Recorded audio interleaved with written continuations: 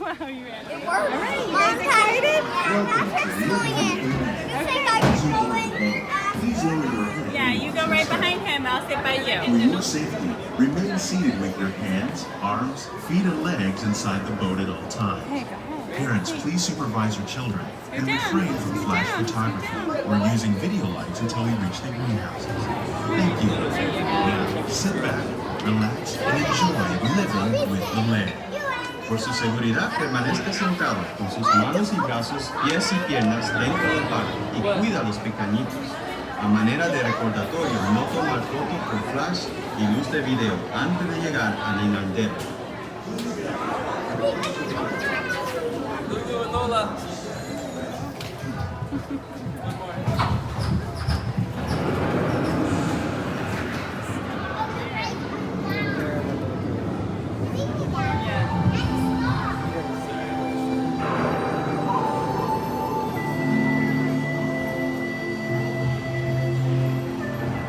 Welcome to a voyage of discovery and awareness of the richness, the diversity, the often surprising nature of living with the land. Our journey begins as dramatic and sudden changes are sweeping over the land. The approaching storm may seem violent and destructive to us, but to nature, it's a new beginning in the cycle of life.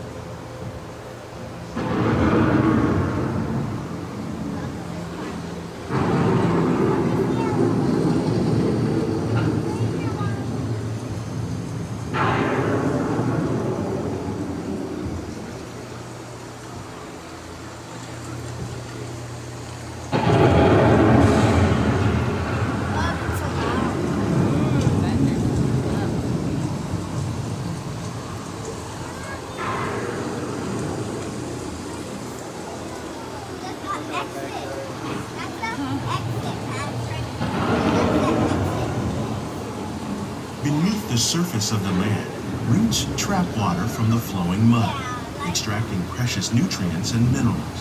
These elements, when combined with sunlight, create the diverse living systems of our planet.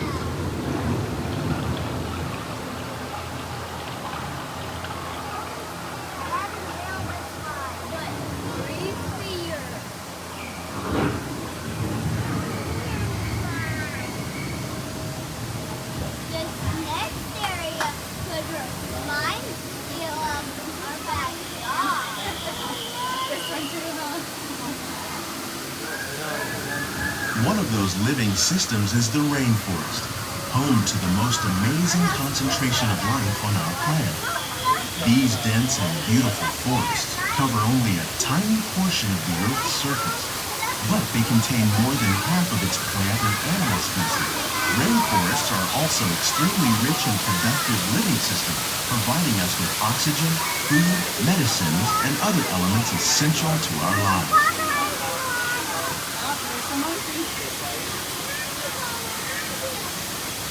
Hi, monkey. Hi, Oh, monkey. neat guys.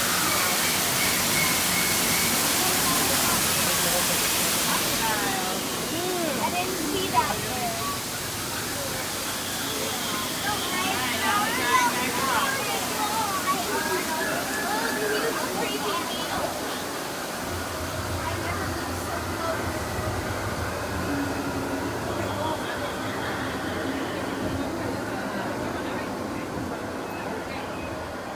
In the desert, nature has created a very different, but no less beautiful living system.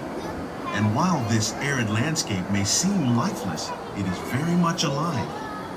The plants and animals that have learned to survive in these harsh conditions make use of what little water they can find and avoid the scorching rays of the relentless sun.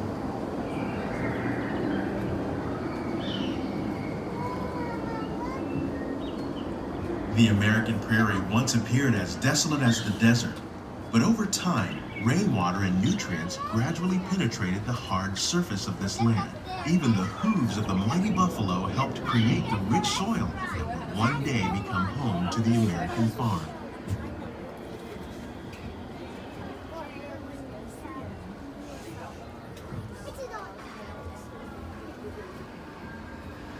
Look who's up there. Look who's up there, Logan. Look at this. Hi, Rooster. Wait, so his nose mom is too. Oh, cool. Stop being so loud. Of all the forces at work on the land, humans have had one of the most profound effects. The need to produce food for a growing world led to the enormous use and sometimes overuse of the land. In our search for more efficient ways to grow Yeah, the food, dog's we not often barking the whole fail to time. realize the impact of our methods. I think he's broken. He must be broken. He barks the whole time. That's okay. He got tired. Today, we're learning to live with the land, discovering better ways to grow food that will assure both human and environmental well-being. We're gonna see a ladybug. One of these three. Look, Mom, a ladybug. That's there good. it is. But we're gonna see it up close to Mom. Yeah, and then. By adding composted leaves and other plant material to our soil, we can reduce the need for fertilizers. In farmlands across America, we're learning that by plowing under vegetation containing natural fertilizers, we can enrich the soil without the use of chemicals. In Saudi Arabia and Mexico, we're learning to produce food on desert seacoasts by developing and planting crops that We're thrive in about salt. to go outside. Do you want him? Here at Epcot, we're learning to reduce the need for pesticides by using natural predators like ladybugs and wasps to control pests. In Japan, we're learning that by adding composted leaves and other Good dream. We're gonna go to here at Epcot Oh, today. that's one of them. It may not be the first one. How will we meet tomorrow's growing needs for food production, yet still respect the needs of the land? Some of the answers are being discovered just ahead.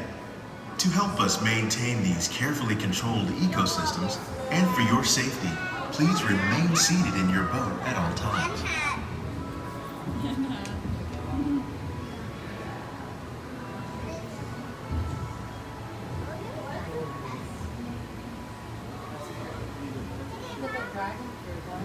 It looks like the Epcot Walkway has gradually gone.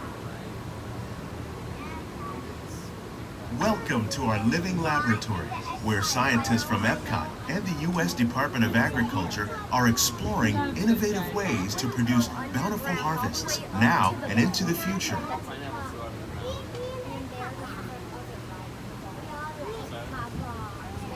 The tropics are home to the greatest diversity of plants on the planet. Many of these, like papaya, bananas, cacao, coffee, and rice, are well known around the world. These are just a few of the edible plants that have been an important source of nutrition for people living in the tropics. Many are rich in vitamins and minerals, while others are well adapted to growing in less than ideal conditions. Some, like the water lily, thrive in wet, swampy areas and waterways. All parts of this plant, even the flower petals, are edible. The starchy root of the plant has long been used to make flour for baking. We're gonna go inside of a giant ball. One day, many of these lesser-known tropical plants may be as important as the bananas growing on both sides of the boat. Cheese? More than 28 million tons of bananas are eaten annually, making it the most popular fruit in the world.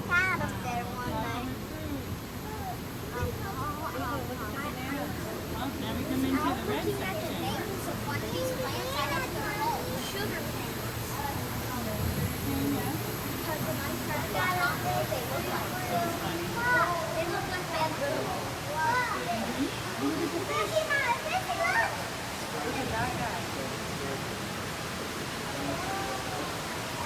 When we mention farming, you probably don't think of fish, but fish farming, or aquaculture, accounts for nearly half of all the seafood consumed globally.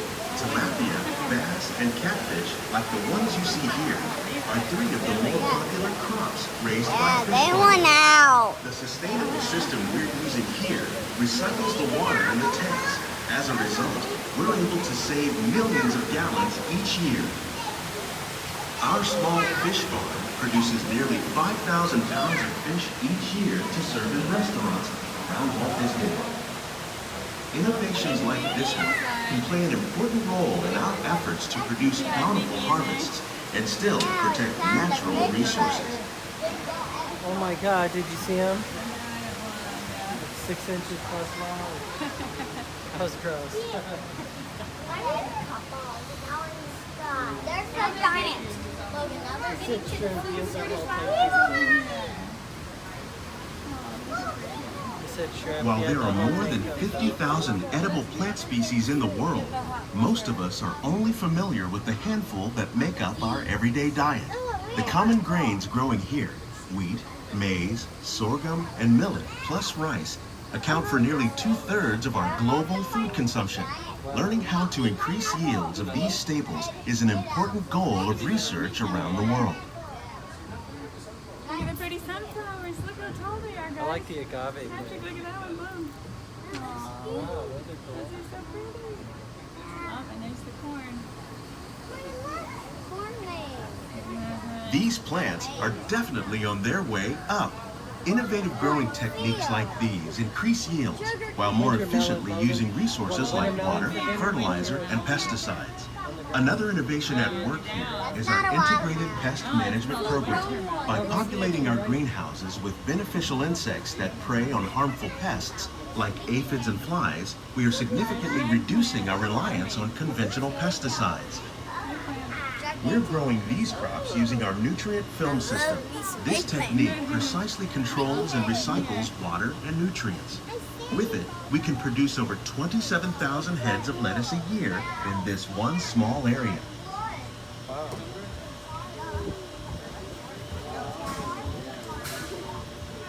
27,000 heads a year.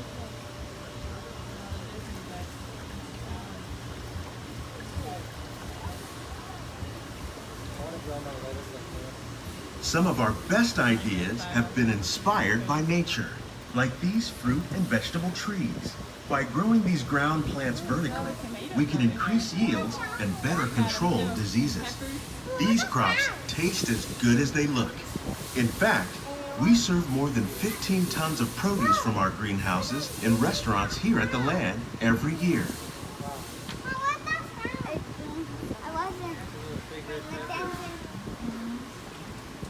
Here comes a bunch more hands.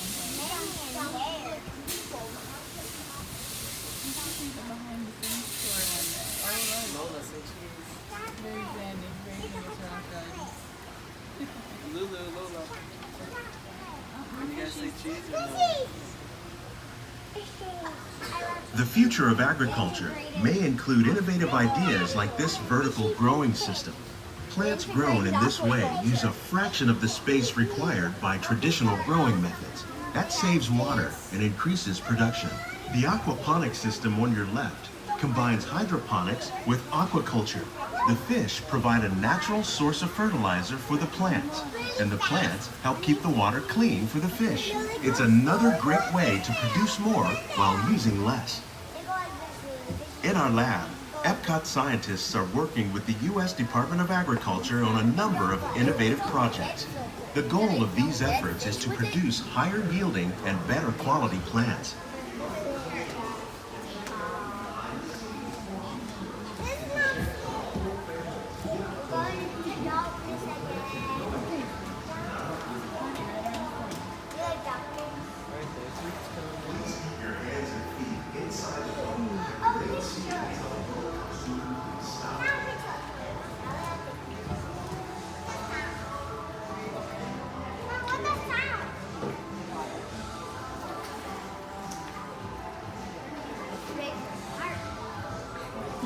These greenhouses represent just a fraction of the work being done worldwide to produce bountiful harvests for our growing population.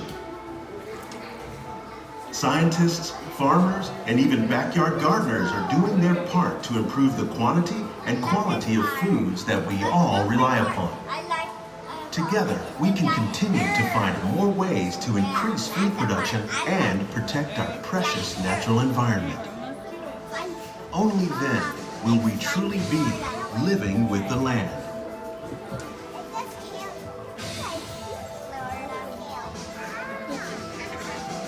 On behalf of Walt Disney World, we hope you've enjoyed this unique journey through our living laboratories. If you'd like a closer look, then check out the Behind the Seeds walking tour. It's a chance for the whole family to get up close and personal with the plants and growing techniques in our laboratories. Please keep your hands and feet inside the boat and remain seated until the boat comes to a complete stop.